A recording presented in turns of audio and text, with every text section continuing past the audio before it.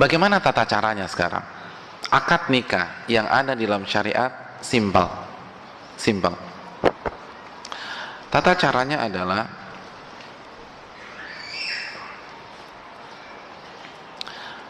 setelah semua unsur hadir, ada wali, ada calon mempelai laki-laki dan saksi, maka yang pertama yang perlu kita ketahui bahwa mempelai wanita tidak harus dihadirkan, apalagi di tengah-tengah forum. Gak ada dalilnya.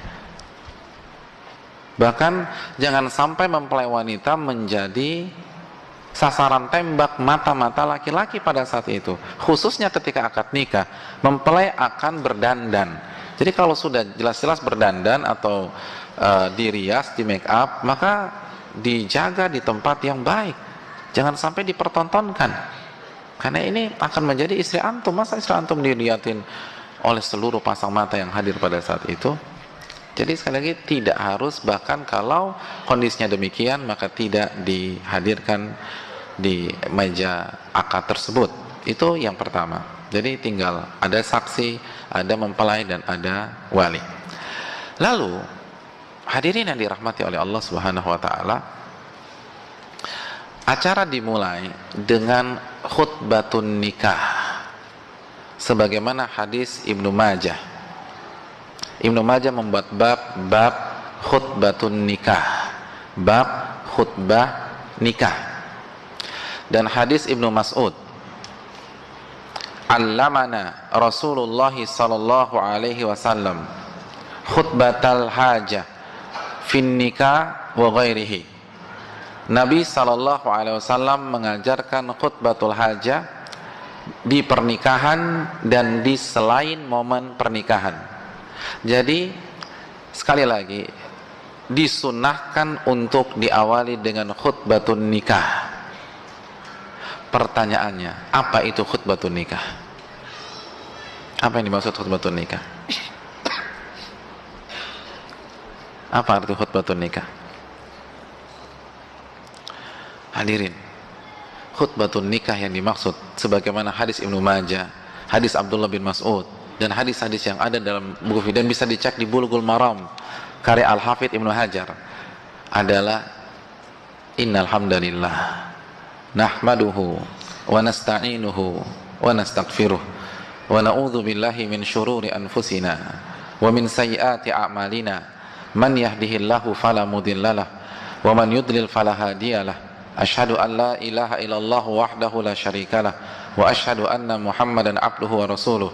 Ya ayyuhalladzina amanu taqullaha haqqa tuqatih wa la tamutunna illa wa antum muslimun. Ya ayyuhan nasu taqu rabbakumul ladzi khalaqakum min nafsin wahidah wa khalaqa minha zawjaha wa batha minhuma rijalan katsiran wa nisaa'a wattaqullaha alladzi tasaaluna bihi wal arham innallaha kana 'alaikum raqiba. Ya ayyuhalladzina amanu taqullaha wa qulu qawlan sadida yuslih lakum a'malakum wa yaghfir lakum dhunubakum wa may yuti'illaha wa rasulahu faqad faza fawzan 'azima. Amma ba'du fa inna asdaqal hadithi kitabullah wa khairal hadi hadi Muhammadin sallallahu alaihi wasallam wa syarrul umuri muhdatsatuha wa kullu muhdatsatin bid'ah wa kullu bid'atin dhalalah wa kullu dhalalatin finnar. Titik. Selesai. Itu khutbah nikah. Itu khutbah nikah. Banyak orang nggak paham khutbah nikah, dan yang terbaik untuk membacanya adalah wali. Begitu titik sampai di sini, baru dia katakan, saya nikahkan putri saya Fulana binti Fulan dengan Fulan bin Fulan dengan mas kawin seperangkat alat salat tunai. Saya terima nikahnya. Selesai pernikahan. Itu akad yang sesuai dengan syar'i. Selesai. Jadi bukan, hadirin yang dirahmati oleh Allah, khutbah nikah akan disampaikan oleh Ustadz Fulan. Itu bukan khutbah nikah. Itu bukan khutbah nikah. Itu nasihat. Itu nasihat pernikahan aja, bukan khutbah nikah. Khutbah nikahnya baca itu. Dan yang paling baik membacanya adalah wali, kata banyak para ulama. Dan hukumnya sunnah. dan hendaknya wali merenungkan, dan hendaknya mempelai laki-laki paham makna innal hamdalillah nahmaduhu wa nasta'in dan seterusnya. Jadi sebelum akad nikah itu bukan hanya persiapan qabiltu nikahaha. Kan biasa pelempel itu hafal qabiltu nikahaha, qabiltu nikahaha, qabiltu nikahaha, qabiltu nikahaha, saya terima nikahnya, saya terima. Apalagi ngafalin nama, apalagi nama calon mertua itu kan susah banget. Nah, bukan itu sebenarnya nggak terlalu penting sih. Kalau dalam segi fikih ya, itu lebih baik kita renungkan makna khutbatun nikah, karena itu dalam maknanya, dalam. Innal hamdalillah nahmaduhu wa nasta'inuhu wa nastaghfiruh. Segala puji hanya milik Allah. Ini acara tidak mungkin tersenggala kecuali karena Allah. Kami memujinya. Alhamdulillah nahmaduhu wa nasta'in, dan kami meminta pertolongan kepadanya. Ini acara tidak akan berhasil kecuali dengan pertolongan Allah. Jadi semua merenungkan. Itu baru pernikahan yang benar-benar khusyuk. Jadi khutbah nikah itu penting walaupun hukumnya sunnah. Tapi dibaca dengan penghayatan. Wali membacanya dengan penghayatan, lalu mempelai laki-laki yang siap-siap untuk qabul itu meresapi, dan mempelai wanita pun juga mendengar dengan penuh penjiwaan.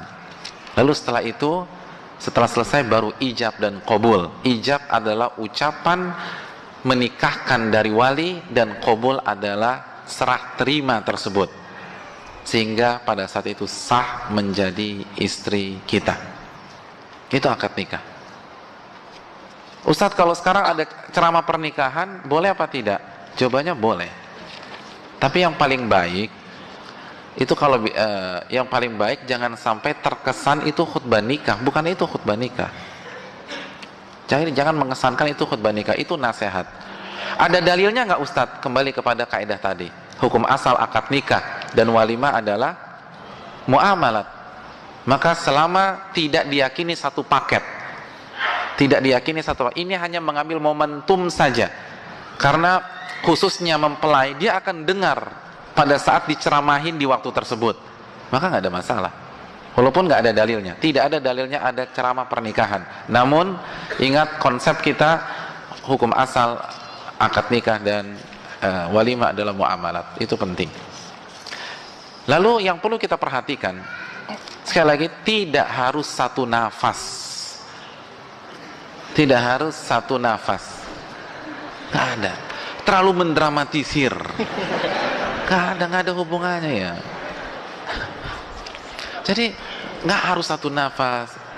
Tidak harus mulus 100%. Kalau tersendat, tapi maknanya dapat, nggak ada masalah. Jadi saya nikahkan putri saya Fulana binti Fulan dengan Fulan bin Fulan dengan mas kawin cincin berlian tunai. Saya terima nikahnya Fulana binti Fulan dengan mahar yang disebutkan tadi tunai. Selesai. Dan nama ayah kalaupun nggak komplit sebenarnya nggak ada masalah, asal jelas. Yang nggak boleh misalnya saya nikahkan salah satu putri saya dengan Fulan bin Fulan, saya terima nikahnya, itu nggak boleh karena nggak jelas. Tapi kalau misalnya dia cuma punya satu putri, misalnya nama putrinya Rini, saya nikahkan putri saya Rini dengan Fulan bin Fulan, saya terima nikahnya, itu selesai sudah. Nggak harus disebutkan Rini binti Sasongko Probo Negoro Fulan, nggak perlu. Dan itu yang susah kan. Tapi kalau mau disebutkan ya silahkan, tapi nggak harus demikian. Nah terkadang yang jadi masalah ketika seharusnya sudah sah karena tersendat di nama mertua, akhirnya suruh ulang. Nggak perlu. Itu antum kalau begitu semua ramai-ramai teriak sah aja, sah gitu loh.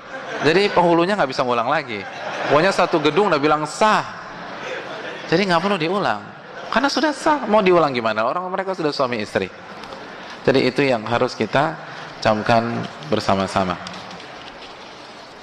Sudah habis waktu ya? Subhanallah.